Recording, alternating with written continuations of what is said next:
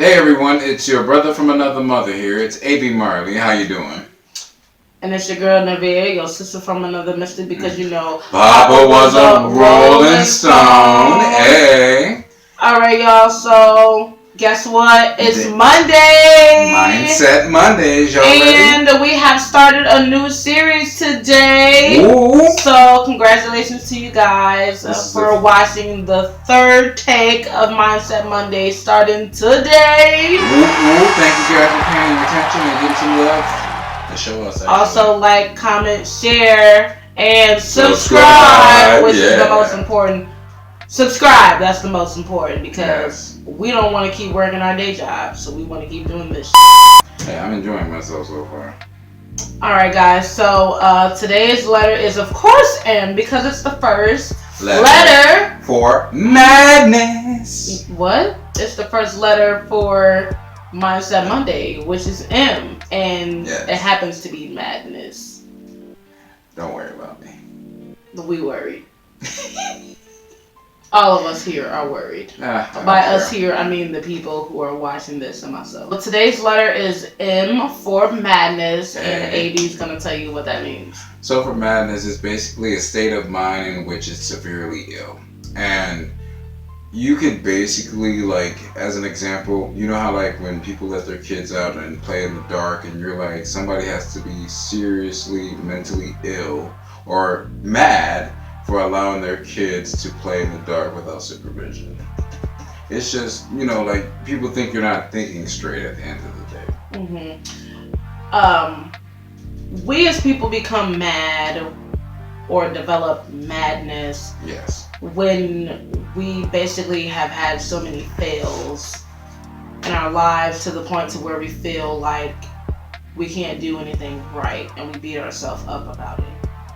That, or you could have had some form of trauma in your life, and you fallen into madness because you haven't figured a way to cope with it properly. There's multiple different ways. It's like walking into a dark room and letting your thoughts get the better of you. You can be giving yourself madness when you don't talk about it. Definitely. You keep to yourself. You don't really want to be bothered with anyone. You feel like it's just better for you to deal with your problems on your own, but in reality, you gotta open that door up and let people in. Otherwise, you're just going to be stuck in that loop of insanity, of being insane. Madness can, to a degree, form depression. Yes. Because you feel like, well, these are my problems. These are my issues. No one else can relate. Or maybe I just feel like I have to get through this on my own because this is my problem, and I feel like I'm the only one that can solve it. Yes. But no matter what the issue is or whatever the problem is, there's always someone that can help you with that problem, no matter how small or big it is. Just don't drive yourself crazy dealing with the things that you're going through, because in fact, you driving yourself crazy is going to hinder you more than heal you. Yep, and speaking from a person that is either has seen it or experienced it himself, I can honestly say I've seen madness for itself.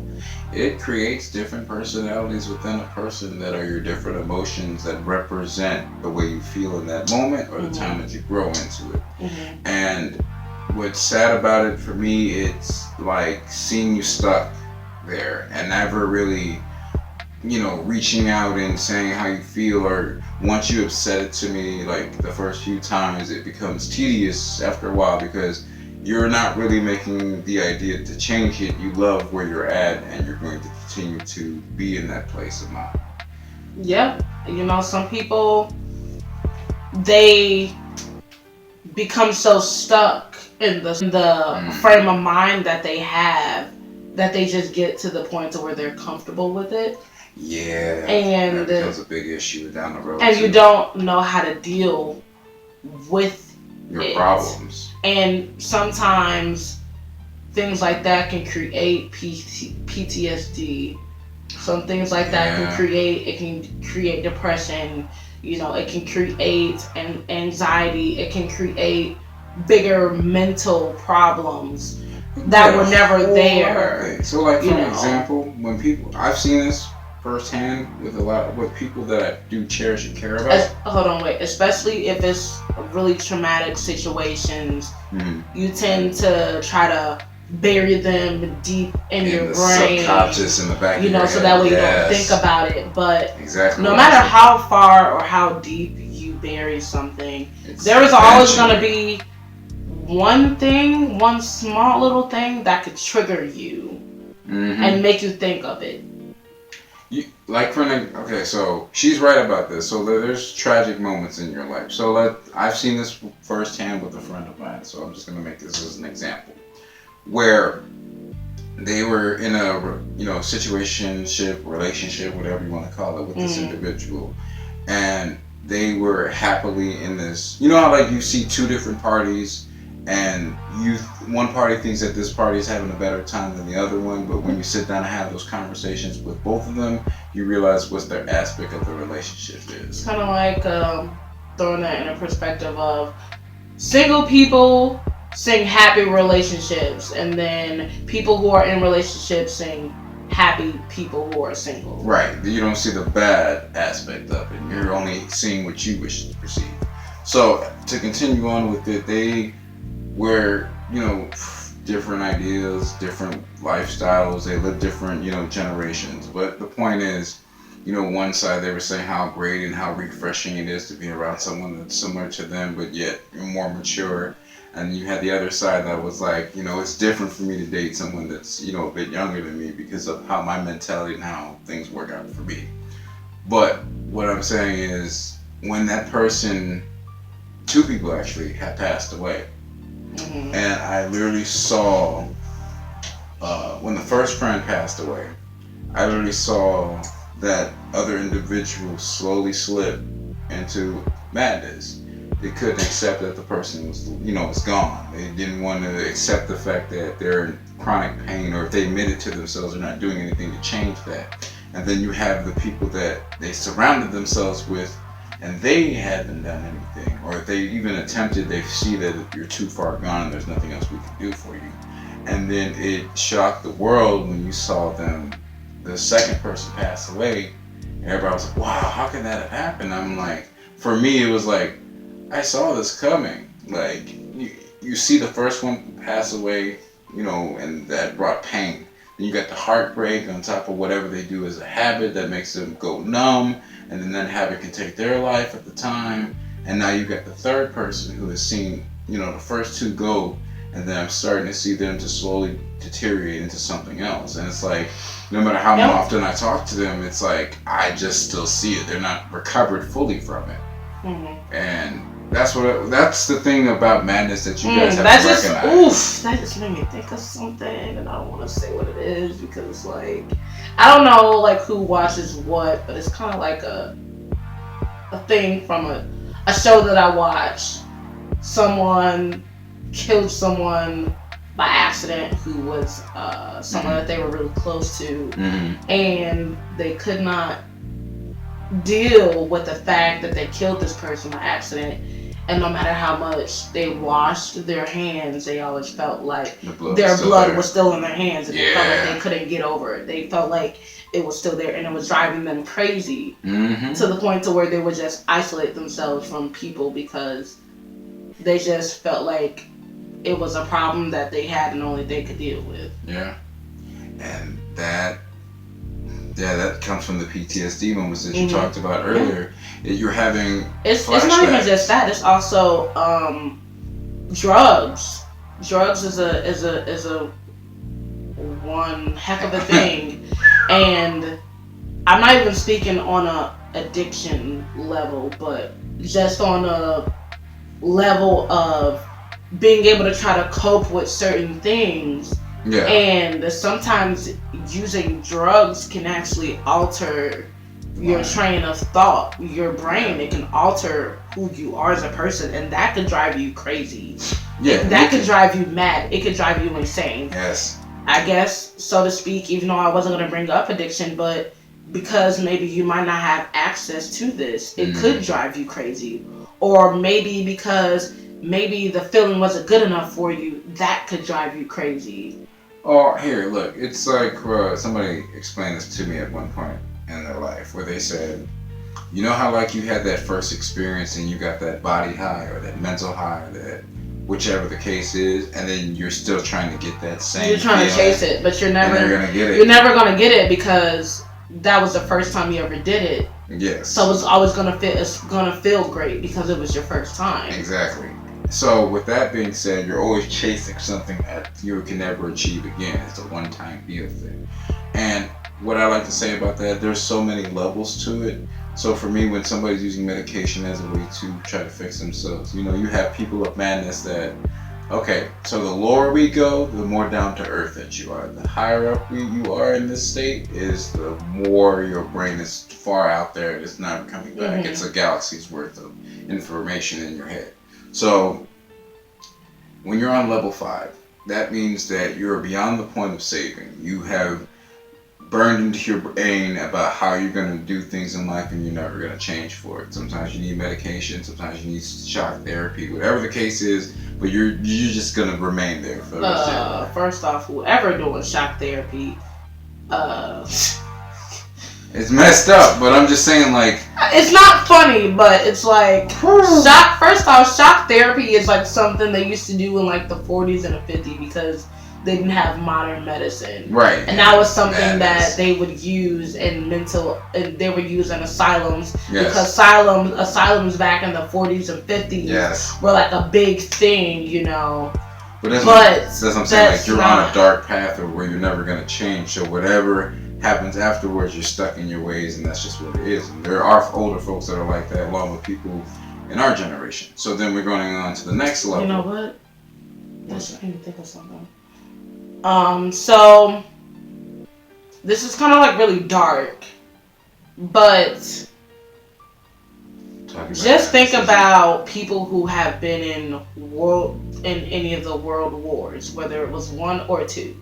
There are still people alive who dealt with World War II. Mm. And when you think about like stuff like World War II, you don't think that it was like you feel like it was so far away. Yes, but in reality, it was so much closer than what we think of. Of course, it's only like around the corner. Some of the stuff is only like 50 years old. And it's like, think of those people who were in those concentration camps that were held captive. Oof. You don't think how mad and insane they were after they left out? And see, the thing is, like, when you become mad, like insane mad, it's usually things you've usually either been put into a situation that has been forced upon you, or just you putting yourself into a situation that you can't get out of mentally because you don't know how to handle your problems. Exactly. But for some of these people, they have been put into these situations that they had no control over, and it caused them to go crazy. It's like putting someone in jail in solitary confinement for 20 years, and they have no contact with any other human except for the prison guards. That's not a good thing, because we are social creatures. And if you're locking someone up for all day, they don't get to go outside. Sometimes they might go outside for like an hour, if that. But they have no contact with any other humans, except for the people who are bringing them their food. But that's not even and maybe if they get commissary, if that would even be a thing for them. But it would drive them crazy, of course, because they only have themselves. Yes. So they're going to talk to themselves. They're going to do a lot of things that involve themselves. And then people will say, "Oh no, they're crazy. They're crazy. They're crazy." They're not crazy. You put them into a situation to where they have to only rely on themselves and themselves only. Exactly. And now this is something that they have to deal with, and they have to cope with this new style of life. Exactly, but that's what I'm saying. Like, there are so many levels to it, and people got to realize that if you don't start where it is at the beginning, or if you're not halfway through it, you could become at the very end where it's too late to change anything because of the way you think or the way that you put yourself in the situation, or somebody else could. Notice the things around you and be self-aware. So like when you get to the 4th level, that's where, see, this is where I feel like you could be on medication, you can go through therapy, you can talk about, you're on the cusp of the madness borderline, you know what I'm saying? Because you are just like, okay, well, if I take therapy, if I take these medication, let's see how those results go for me, if they're going to actually change me or not, and if that's going to be able to get me to where I need to be at. When you're going through stage 2, to me, that's just, you're better off than where you were before. You don't fully have accepted everything that's going on. You figure out a way to stay and maintain that lifestyle that you like for yourself. You still have bad habits every now and again, but shit happens. And then the down to earth level is basically you've accepted yourself for who you are. You know who you are. You know what's going to be your triggers. You have created countermeasures for them. And at the end of the day, no matter what, you have a strong determination to continue moving forward. That's the levels of down to earth I'm speaking of. Because there are different forms of crazy, and each of those crazy categories can fit into it. Indeed. So that's what it is. Gonna wrap this up, but yes. Don't drive yourself crazy for things that are don't drive yourself crazy for things that you have no control over. Yes. Don't drive yourself crazy for things that have happened that you feel that could have gone better. Yes. Some things that happen in your life you don't have control over it. No, that's not what I was gonna say. Some things that happen in your life, you will not be able to repeat that scenario. You might not be given a second chance. Yeah. But you can always try to move forward and just make the best of that situation. Don't drive yourself crazy over things that are very minimal. Okay? Yes. Because the most important thing is your sanity. In order for you to move on in your life, accept what you did. Your sanity. Yes. Have your sanity, accept what you did, and move past it. If you've something that happens in your current life that reminds you of a past pinpoint that you failed at, and you wish to correct that, do that with the new person. Don't always hold it against the past person. Don't drive yourself crazy for your failures. Yes. Don't drive yourself crazy for your failures. Don't do that to yourself. Because just because you fail at something once, try it again. And try a different solution. And if you try several solutions and then you still don't succeed, then try something else. But don't beat yourself up because you failed at something. Don't beat yourself up. Not everything is for everyone. And not everything is for everyone at a certain time. No. Even if it is for you, maybe it's just not your time yet. Yeah, that's all it comes down to. You guys are doing fine. I mean, you've accepted yourself for who you are, right? You've acknowledged that you've made mistakes. And no matter what you say or do, it's all about the action. So make sure to look up, love yourself, cherish what you have, say thank you for another opportunity to live through a new day, and life will get better as you go. This is AB.Marley here. Look who it is over there. It's my baby. Alright, you guys have a wonderful day. Catch up later and peace.